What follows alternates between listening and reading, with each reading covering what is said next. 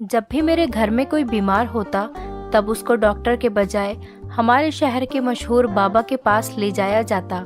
पता नहीं बाबा ऐसा क्या करते, वो इंसान जाता तो रोता पीटता था लेकिन बड़ा खुश होकर वापस आता। और ये भी एक खास बात थी कि वो बाबा सिर्फ लड़कियों का ही इलाज करते थे।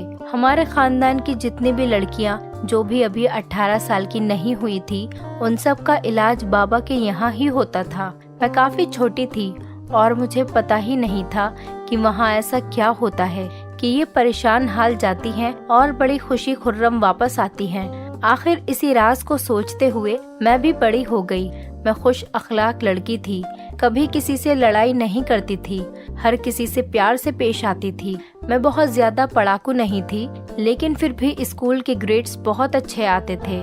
इसी तरह जिंदगी अच्छी गुजर रही थी और आज मेरा बर्थडे था, मेरा 16वां बर्थडे। इस बार मुझे इस बर्थडे की बहुत खुशी थी क्योंकि मुझे पता चला था कि मेरे पापा मुझे इस बार कुछ स्पेशल गिफ्ट देने वाले हैं। लेकिन जैसे ही रात के 12 बजे और मैं 16 साल की हुई तो मेरे पेट में दर्द होना शुरू हो गया। मेरे पापा पीर बाबा के पक्के मुरीद थे। पापा को उनके दरबार से छुट्टी ही नहीं मिलती थी कि मेरी गिरती सेहत पर वो कभी ध्यान ही नहीं देते। जब तक मेरी माँ जिंदा थी उन्होंने मेरा ख्याल रखा। फिर जब मैं 14 साल की हुई तो मेरी माँ इस दुनिया को छोड़कर चली गई। जब मैं 16 साल की हुई तो ये पेट का दर्द मेरी जान का दुश्मन बन गया। मैंने कई बार अपने पापा से पेट दर्द की शिकायत की लेकिन उन्होंने ध्यान ही नहीं दिया। मैं घर में हमेशा अकेली होती थी और घर का सारा काम भी मुझे ही करना पड़ता था और सारा दिन उन्हें मेरी फिक्र ही नहीं होती थी। ऐसा नहीं था कि मेरे पापा मुझसे प्यार नहीं करते थे, मेरी परवाह नहीं करते थे। मैं उनकी इकलौती बेटी थी और मैं उन्हें बहुत प्यारी थी, लेकिन वो शुरू से ही एक लापरवाह इंसान थे। फिर एक रात उन्हें घर आने में देर हो गई तो मैंने दरवाजे को कुंडी अंदर से लगा ली, लेकिन डर के मारे मेरा बहुत बुरा हाल था। मोहल्ले के आवारा लड़कों को शायद खबर हो गई थी कि पापा को आज घर आने में देर हो जाएगी, तो उन्होंने मेरे घर के इर्द गिर्द घूमना शुरू कर दिया। मेरे पास एक छोटा सा मोबाइल था। मैंने पापा को फोन करने की कोशिश की तो पता चला मोबाइल में तो नेटवर्क ही नहीं है। मैं बहुत घबराई हुई थी। जैसे जैसे रात होती जा रही थी मेरे पेट का दर्द भी बढ़ता जा रहा था। फिर अचानक से मुझे ऐसा लगा जैसे कि कोई दीवार कूद कर मेरे घर में आया हो। फिर क्या था, मेरी तो जान ही निकल गई। मैंने अपने आप को कमरे में बंद कर लिया और डर की वजह से मेरा बुरा हाल था। मैं अपने कमरे में बेड पर बैठी हुई थी, तभी अचानक से दरवाजे पर दस्तक हुई। हीना, दरवाजा खोलो, मैं तुमसे मिलने के लिए आया हूँ। खिड़की के बाहर से एक लड़के की आवाज आई तो उसकी आवाज सुनकर मैं डर से थर-थर कांपने लगी। मैंने सोचा कि अगर मैं चीखना चिल्लाना शुरू कर दूंगी तो उल्टा बदनामी मेरी ही होगी, बात कहां से कहां पहुंच जाएगी। अब मैं ऐसे सिमटी हुई खिड़की की ओर देख रही थी कि जैसे वहां पर कोई भूत प्रेत खड़ा हो। अब थोड़ी देर के बाद जब मुझे एहसास हुआ कि वहां पर कोई नहीं है तो मैं धीरे से जाकर उस खिड़की को खोलकर देखने लगी तो वहां पर कोई भी नजर नहीं आया। इतने में मेन डोर का दरवाजा बजा और वहां से पापा के बोलने की आवाज आई तो मेरी जान में जान आई। मैंने फौरन भागकर दरवाजा खोला और मैं रोते हुए पापा के गले लग गई। पापा ने मुझे रोते हुए देखा तो पूछने लगे कि बेटा क्यों रो रही हो। इस पर मैं पापा से बोली, पापा, जिस जवान बेटी का बाप घर से बाहर हो और आधी रात को लौट कर आए तो वो रोएगी नहीं तो क्या करेगी। तो पापा कहने लगे कि आज भी पीर बाबा के यहाँ पर मुरीदों की बहुत भीड़ थी, इसलिए मुझे आने में देर हो गई, और अंदर आकर कमरे में बैठ गए। ये देखकर मैंने पापा से कहा कि पापा, आपको एहसास होना चाहिए कि घर पर माँ नहीं है अब, जिनके सहारे आप मुझे घर में अकेला छोड़कर जाते थे। मैं अकेली थी और डर की वजह से मैं सो भी नहीं सकी। मैंने पापा को ये नहीं बताया कि कोई दीवार कूदकर अंदर घर में आया था। वो जो भी था, पापा को आता देखकर शायद उसके साथी और वो लोग भाग गए थे। तो इस पर पापा कहने लगे कि ये सारे मोहल्ले के लोग हमारे जान पहचान वाले हैं, पूरे मोहल्ले वाले तुम्हें बहुत अच्छे से जानते हैं, तो तुम्हें डरने की क्या जरूरत थी। पापा ने ये सब कहा तो मैं उनकी सादगी पर हैरान होकर रह गई। जिन मोहल्ले वालों को वो अपना कह रहे थे वही कुछ देर पहले दीवार कूदकर अंदर घर में आए थे और उनकी इज्जत तार तार करने को तैयार थे। कोई इतना भी सीधा कैसे हो सकता है? मैं हैरान थी, लेकिन बाप और बेटी के बीच में इज्जत का रिश्ता होता है और झिझक भी होती है। उसी झिझक की वजह से मैं पापा से खुलकर न कह सकी। पापा ने मुझे सोने को कहा और खुद बरामदे में चटाई बिछाकर जमीन पर सो गए। मैं कमरे में अंदर आई और फिर बेड पर लेटकर सो गई। सुबह उठी तो फिर से मेरे पेट में बहुत तेज दर्द हुआ और मैं रोने लगी। मैं किचन में बैठी हुई रो रही थी कि तभी पापा आ गए चाय पीने के लिए। तो उन्होंने मेरे रोने की वजह पूछी तो मैंने पापा को बताया कि ये पेट दर्द तो मेरी जान लेकर रहेगा। तब पापा ने मुझे इस तरह रोते देख लिया तो उन्होंने कहा कि ठीक है, हम तुम्हें पीर साहब के दरबार में ले चलते हैं। वहाँ पर पीर बाबा की दुआ से सब ठीक हो जाते हैं। रोजाना औरतें किसी न किसी बीमारी या कोई भी दर्द लेकर उनके पास आती हैं। पीर बाबा दुआ कर देते हैं तो वो ठीक हो जाती हैं। पापा मुझे किसी डॉक्टर के पास ले चलो, मैंने बेबसी से पापा से कहा। तो पापा कहने लगे कि बेटा, ये डॉक्टर सिर्फ पैसे ही लूटते हैं, छोड़ो डॉक्टर वॉक्टर को, मैं तुम्हें आज शाम पीर बाबा के पास ले जाऊंगा। और ये कहकर फिर पापा चले गए। फिर पापा शाम को आए तो पापा कहने लगे कि तुम तैयार हो जाओ, हमें पीर बाबा के पास चलना है। पापा की बात सुनकर मैंने सोचा कि तैयार ही क्या होना है, पीर बाबा के पास ही तो जाना है। मैंने एक चादर ओढ़ ली और पापा के साथ चल दी। जैसे ही मैं दरबार में पहुंची तो मुझे एक मुरीद ने रुकने को कहा कि पीर बाबा अभी दुआ कर रहे हैं, और मैं ये सुनकर वहीं पर बैठ गई।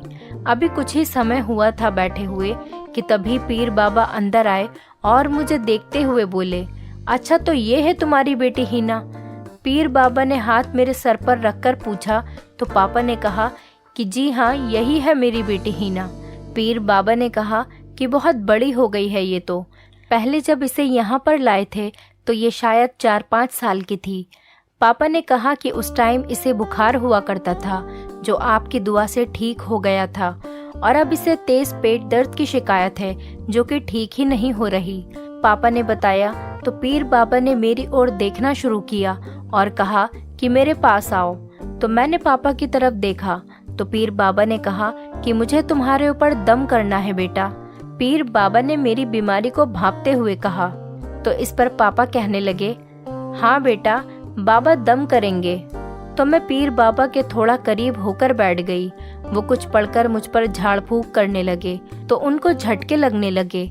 मैं और पापा ये देखकर हैरान हो गए। और पीर बाबा रोबदार तेज आवाज में कहने लगे, तेरी बेटी पर शैतान काबिज हो गया है, बहुत गंदा शैतान है। पीर बाबा ने कहा तो पापा परेशान हो गए। पापा परेशानी से बोले कि बाबा अब क्या होगा? तो पीर बाबा ने कहा कि घबराने की कोई बात नहीं है, बस थोड़ा सा काम करना होगा। 1 महीने तक झाड़ फूंक करना होगा, शैतान अपने आप भाग जाएगा, वरना कभी भी नहीं जाएगा। पीर बाबा से पापा ने कहा कि ठीक है, मैं इसे रोजाना 1 महीने तक आपके दरबार में रोज लाता रहूंगा। पापा ने कहा तो पीर बाबा ने कहा कि नहीं, बहुत गंदा और बड़ा शैतान है, इसीलिए तुम्हें यहाँ दरबार में अपनी बेटी को छोड़कर जाना पड़ेगा। मैं रोजाना इस पर झाड़ फूंक कर दिया करूँगा, और जब तक इसका झाड़ फूंक होता रहेगा इसको किसी के सामने जाने की इजाज़त नहीं होगी। पापा ने कहा कि पीर बाबा, आप इसे दरबार में रखें और इसके साथ मैं भी यहीं पर रहूँगा। तो ये सुनकर पीर बाबा को गुस्सा आ गया और कहने लगे, क्या तुझे मुझ पर भरोसा नहीं है? मैं तेरा पीर हूँ पिछले 20 सालों से। क्या तुम ये समझ रहे हो कि मैं तुम्हारी बेटी के साथ कुछ गलत करूँगा? पीर बाबा नाराज हुए तो पापा ने उनकी बात मान ली। मैं हैरान हो गई और पापा से कहने लगी कि वो 1 महीने के लिए मुझे यहाँ छोड़कर कैसे जा सकते हैं। लेकिन पापा ने कहा कि परेशान ना हो बेटी, मैं यहाँ पर आता जाता रहूँगा। लेकिन पीर बाबा ने कहा कि झाड़ फूंक के दौरान इसे किसी से बात करने या मिलने की इजाज़त नहीं दी जाएगी। फिर मैंने सोचा कि पापा को पीर बाबा पर इतना अंधा विश्वास है तो ज़रूर कोई ना कोई बात तो होगी, इसीलिए मैंने उनकी बात मान ली। लेकिन फिर भी मेरा दिल घबरा रहा था। मैं कभी भी इतने दिन तक घर से बाहर नहीं रही थी। इन लोगों ने मुझे एक कमरे में बंद कर दिया था और थोड़ी देर के बाद एक नौकरानी खाना लेकर आई और मुझे खाना देने लगी। मैंने उससे पूछा कि पीर बाबा मुझे कब तक झाड़ फूक करेंगे, तो उसने कहा कि दिन में तो पीर बाबा मर्दों को झाड़ फूक करते हैं और रात को औरतों को। तो ये बात सुनकर मेरे पैरों तले से जमीन खिसक गई। पता नहीं क्यों मेरे साथ कुछ गलत होने का मुझे शक हो रहा था। रात को खाने के बाद पीर बाबा मेरे कमरे में आ गए। मैं उन्हें देखकर खड़ी हो गई तो उन्होंने मुझे बैठने के लिए इशारा किया। मैं उनके सामने बैठ गई। फिर उन्होंने मुझ पर कुछ झाड़ फूक करना शुरू कर दिया। तो मुझे ऐसा लग रहा था जैसे कोई जादू टोना या फिर वो मंत्र पढ़ रहे हैं। मैं उनके होठों को देखकर समझने की कोशिश कर रही थी कि वो कौन सा जाप कर रहे हैं, लेकिन शायद वो समझ गए थे, इसीलिए आंखें बंद करने को कहने लगे। उन्होंने ऐसा कहा तो मैं चौंक गई, क्योंकि वो समझ गए थे कि मैं कुछ समझने की कोशिश कर रही हूँ कि वो क्या पढ़ रहे हैं। इसलिए उन्होंने मुझे आंखें बंद करने के लिए कहा। जब झाड़ फूक किया जाता है तो आंखें बंद करनी होती हैं, वरना झाड़ फूक का असर नहीं होता है। पीर बाबा ने मुझसे ऐसा कहा तो मैंने उनके कहने के मुताबिक आंखें बंद कर ली। कुछ दिन तक तो ऐसे ही झाड़ फूक करता रहा तो मैं भी आराम से हो गई कि चलो कुछ भी गलत नहीं हो रहा है। झाड़ फूक के साथ साथ मुझे दवाइयाँ भी दी जा रही थी और दवाइयों से मेरा पेट दर्द ठीक हो गया और फिर मुझे सुकून मिला। इसी बीच पापा आते रहते, लेकिन उन्हें मुझसे मिलने नहीं दिया जाता था। मुझे अंदर से उनकी आवाज़ सुनाई देती थी। वो मुझसे मिलना चाहते थे, लेकिन उन्हें इजाज़त नहीं दी जाती थी। पर मुझे इस बात की खुशी हुई थी कि पापा मेरा ख्याल रखते हैं और रोज़ाना ही मेरी खैरियत पूछने के लिए आते जाते रहते हैं। सब कुछ ठीक चल रहा था। मुझे लगा कि मैं बिना वजह ही पीर बाबा पर शक कर रही हूँ। वो वैसे नहीं थे जैसा मैं उन्हें समझ रही थी। 1 महीने के बाद जब झाड़ फूक पूरा हो गया तो पापा मुझे लेने के लिए पीर बाबा के दरबार में आए। पापा मुझे खिड़की से अंदर आते हुए दिखाई दे रहे थे। मैं फौरन दरवाजे के पास गई तो दरवाजा बाहर से बंद था। मुझे अंदर ही पीर बाबा और पापा की आवाज़ें सुनाई दे रही थी, जिसे सुनकर मेरे पैरों तले से जमीन खिसक गई। पापा ने कहा कि मैं अपनी बेटी को लेने के लिए आया हूँ। तो इस पर पीर बाबा ने पापा से कहा कि तुम्हारी बेटी तो यहाँ से काफ़ी अरसे पहले ही अपने पुराने किसी आशिक के साथ भाग गई। ये सुनकर तो जैसे मेरे सर पर आसमान गिर पड़ा। ये पीर बाबा क्या बोल रहा था? पापा ने कहा कि तुम झूठ बोल रहे हो, मेरी बेटी ऐसी नहीं है। मेरी बेटी मुझे वापस करो, वरना मैं बहुत बुरा करूँगा तुम लोगों के साथ। पीर बाबा के 2 मुरीद अंदर दाखिल हुए। मैंने चीखना चिल्लाना शुरू कर दिया और पापा को ये बताने की कोशिश करने लगी कि मैं अंदर यहाँ पर मौजूद हूँ, लेकिन दोनों ने मुझे इस कदर कसके से पकड़ रखा था और मेरे हाथ पीछे बांध दिए, मेरे मुंह में कपड़ा ठूस दिया। इन दोनों ने मुझे कुर्सी से बांध दिया। अब मैं अपने आप को छुड़ाने की कोशिश कर रही थी। मैं चिल्ला रही थी, लेकिन सब कुछ बेकार था। मैं बिल्कुल बेबस हो चुकी थी। मुझे कुछ भी समझ नहीं आ रहा था कि ये सब क्या हो रहा है। मुझे बाहर से पीर बाबा और पापा के लड़ने की आवाज़ें आ रही थी और मुझे अब महसूस हो रहा था कि पीर बाबा के मुरीद पापा को मार रहे हैं। तो मेरा दिल टूटकर बिखर रहा था। मेरे पापा के साथ इतना बुरा हो रहा था, वो भी इस दरबार में, जिस दरबार को वो 20 सालों से अपना उस्ताद मानते आ रहे थे। दोनों मुरीदों में से एक बाहर गया और जब वो वापस आया तो उसके हाथ में एक इंजेक्शन था। उनमें से एक ने मेरा हाथ पकड़ा और दूसरे ने मुझे इंजेक्शन लगाया। जैसे ही मुझे इंजेक्शन लगा, थोड़ी ही देर में मैं बेहोश हो गई। जब मुझे होश आया तो मेरे पैरों तले से ज़मीन खिसक गई, क्योंकि मैं जहाँ पर थी वो बिल्कुल एक नई जगह थी और वहाँ पर 3-4 पहरेदार खड़े थे। यानी कि इन लोगों ने मुझे पकड़ने के बाद अपना ठिकाना ही बदल दिया था और मुझे दूसरी जगह ले आए थे। इस वक्त मेरे हाथ पांव खुले हुए थे और मेरे मुंह पर पट्टी भी नहीं बंधी थी। मैं वहाँ से उठकर भागना चाहती थी, लेकिन मुझे चक्कर आ गए और मैं वहीं पर गिर गई। मैं एक बार फिर से उठना चाहती थी तो उसके मुरीदों ने मुझे पकड़ लिया। ये लोग शायद मुझे दूसरे शहर ले आए थे। एक तो मुझे अपनी इज्जत की पड़ी थी कि अब वो यहाँ मेरे साथ क्या करेंगे, और दूसरी ओर मुझे अपने बाप की पड़ी थी कि मेरे पापा के साथ इन लोगों ने क्या किया होगा। मेरे पापा की ईमानदारी ने सब कुछ बिगाड़ दिया था। मेरी जिंदगी में तो एकदम से तूफान आ गया था। थोड़ी देर बाद पीर बाबा कमरे में दाखिल हुए और अपने मुरीदों को बाहर जाने का इशारा किया। उसके मुरीद बाहर चले गए तो वो मेरे करीब आया और मेरे साथ ज्यादती करने की कोशिश करने लगा, लेकिन मेरे पास में रखा फूलदान उठाकर मैंने उसके सर पर जोर से दे मारा और उसके सर से खून निकलने लगा। मेरा वार इतना तेज था कि पीर बाबा वहीं पर गिर पड़े और अब मेरे पास यही मौका था वहां से भाग निकलने का। इससे पहले कि उसके मुरीद अंदर आ जाते तो मेरे लिए काफी मुसीबत खड़ी हो जाती। मैंने खिड़की का जायजा लिया तो वहां से भागना आसान था। मैंने अपनी चादर ओढ़ ली और खिड़की से कूदकर भागने की कोशिश की। मैं अपनी कोशिश में कामयाब हो गई थी। ये कमरा शायद घर के पीछे के आखिरी कोने में बना था, जहां से मुझे निकलने में आसानी हो गई, क्योंकि पीर बाबा के मुरीद आगे पहरा दे रहे थे। शायद उनका ध्यान पीछे नहीं गया कि मैं पीछे से भी भाग सकती हूँ। किस्मत मेरा साथ दे रही थी। काफी देर के बाद मैं दीवार के बाहर आ गई और सड़क पर भागने लगी। भागते भागते रात हो गई और रात के समय सड़कें सुनसान थीं और मुझे भागने में आसानी हो रही थी। लेकिन थोड़ी ही देर के बाद मुझे चक्कर आने शुरू हो गए, क्योंकि इन लोगों ने मुझे नशे के इंजेक्शन दिए थे, जिसका असर अभी भी बाकी था। मैं खाली पेट ही भाग रही थी। मैंने कुछ दिनों से खाना भी नहीं खाया था। मुझसे अब चला भी नहीं जा रहा था और मैं लड़खड़ाकर बीच सड़क पर गिरकर बेहोश हो गई।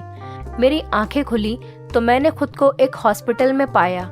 मैंने उससे पूछा कि मुझे यहाँ पर कौन लेकर आया है, तो उसने मुझे बताया कि डॉक्टर साहब की नाइट ड्यूटी थी और वो अपनी ड्यूटी खत्म करके अपने घर वापस जा रहे थे, तो उन्होंने तुम्हें रास्ते में बेहोश पाया और उठाकर यहाँ ले आए। उसने मुझसे कहा कि शुक्रिया अदा करो कि तुम्हें रात में डॉक्टर जैसा इंसान मिल गया, वरना रात के इस पहर तो सड़कों पर शैतान ही घूमते हैं। मैंने नर्स से कहा कि मैं डॉक्टर साहब से मिलना चाहती हूँ और उनका शुक्रिया अदा करना चाहती हूँ। उन्होंने मुझे बचाया है, मैं उनकी शुक्रगुजार हूँ। नर्स ने उन्हें बुलाया तो मैंने उन्हें देखा तो वहाँ 25 साल का एक खूबसूरत इंसान था। मैंने उसका शुक्रिया अदा किया और कहा कि मुझे मेरे पापा के पास छोड़ाओ। उन्होंने मुझसे कहा कि तुम्हें अभी आराम करने की ज़रूरत है, और डॉक्टर साहब ने मुझसे मेरे पापा का नंबर भी मांगा ताकि वो पापा को बुला सकें, लेकिन पापा का नंबर बंद जा रहा था। ये सुनकर मैं जोर जोर से रोने लगी। तो डॉक्टर ने मुझसे रोने की वजह पूछी तो मैंने उन्हें बता दिया कि मेरे साथ क्या क्या हुआ है। डॉक्टर साहब, मुझे लगता है कि उन्होंने मेरे पापा को कुछ नुकसान पहुंचा दिया है, तभी उनका नंबर भी बंद आ रहा है। मैंने कहा तो डॉक्टर साहब ने मुझे दिलासा दिया और अगले ही दिन मुझे मेरे घर ले गए। मैंने उन्हें अपना पता बताया तो वहाँ वो खुद ही मुझे अपनी गाड़ी से छोड़ने आ गए। डॉक्टर साहब को देखकर मैं हैरान थी कि कहाँ वो पीर बाबा दीन धर्म को इस्तेमाल करके लोगों को लूटने वाला, और कहाँ ये डॉक्टर साहब जैसे नेक दिल इंसान जो बिना कोई शर्त के मुझे मेरे पापा के पास पहुँचा रहे थे। वरना पीर बाबा ने तो मुझे मेरे बाप से अलग कर ही दिया था। मैं पूरे रास्ते यही दुआ कर रही थी कि मेरे पापा को कुछ ना हुआ हो, और जैसे ही मैं घर में दाखिल हुई तो देखा कि मेरे पापा चारपाई पर पड़े हुए हैं और उनके हाथ पैर और सर में पट्टी बंधी हुई थी, यानी कि पीर बाबा के मुरीदों ने उन्हें मार मार कर उनकी हालत खराब कर दी थी। पापा ने मुझे देखा तो रोने लगे और कहने लगे कि मेरी बच्ची, मुझे माफ कर दे, मैंने खुद तुझे उस दरिंदे के हवाले कर दिया, मैं तेरी हिफाजत न कर सका। इन लोगों ने मेरी इतनी बुरी हालत कर दी कि मैं खुद से पानी भी नहीं पी पा रहा हूँ। मोहल्ले के कुछ लोग आ जाते हैं मेरी खिदमत करने के लिए। मुझे मेरी जान की फिक्र नहीं थी, मुझे सिर्फ तुम्हारी इज्जत की फिक्र थी, और इन 10 दिनों में मैंने खूब दुआएं की। पापा ने डॉक्टर की तरफ देखा तो मैंने कहा कि पापा, ये आपकी ही दुआओं का नतीजा है जो मैं यहाँ पर सही सलामत खड़ी हूँ। मेरी माँ जिंदा होती तो आज मेरे लिए दुआएं करती, लेकिन बाप की दुआओं में कितना असर होता है आज ये बात साबित हो गई। और मैंने अपनी आप बीती एक एक करके पापा को सब कुछ सुना दी कि कैसे उन्होंने मुझे बेहोशी का इंजेक्शन दिया और मुझे दूसरे शहर ले गए, मैं कैसे वहाँ से भागी और फिर मुझे डॉक्टर जैसे शरीफ इंसान मिल गए। मेरी सारी बात सुनकर पापा ने डॉक्टर साहब का शुक्रिया अदा किया कि उन्होंने जो मेरी मदद की थी। डॉक्टर साहब ने कहा कि हम पुलिस से कंप्लेंट कर देते हैं। पीर बाबा और उसके मुरीदों को जेल जाना चाहिए, क्योंकि आज तो आपकी बेटी की इज्जत बच गई है। ऐसा न हो कि कल किसी और की बेटी इनकी हवस का निशाना बन जाए। और डॉक्टर साहब अपनी गाड़ी में बैठाकर हम दोनों को पुलिस स्टेशन ले गए। जैसे ही FIR हुई तो पुलिस ने पीर बाबा और उनके चेलों को गिरफ्तार कर लिया। इनका रिकॉर्ड चेक किया गया तो पता चला कि इन्होंने न जाने कितनी लड़कियों के साथ ये गलत काम कर चुके हैं। ये लोग झाड़ फूक के चक्कर में न जाने कितनी औरतों की जिंदगी बर्बाद कर चुके हैं और आज जेल में बंद हैं।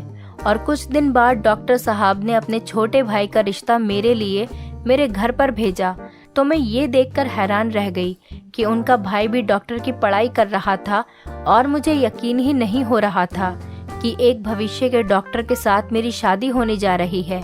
आज मैं अपने पति के साथ एक अच्छी जिंदगी गुजार रही हूँ और पीर बाबा और उसके चेले जेल की चक्की पीस रहे हैं। दोस्तों, उम्मीद करती हूँ आपको हमारी कहानी पसंद आई होगी। कहानी पसंद आई है तो वीडियो को लाइक करें, चैनल पर नए हैं तो चैनल को सब्सक्राइब करें और हाँ, नोटिफिकेशन बेल को ज़रूर दबाएं ताकि अगली अपडेट सबसे पहले आपको मिले।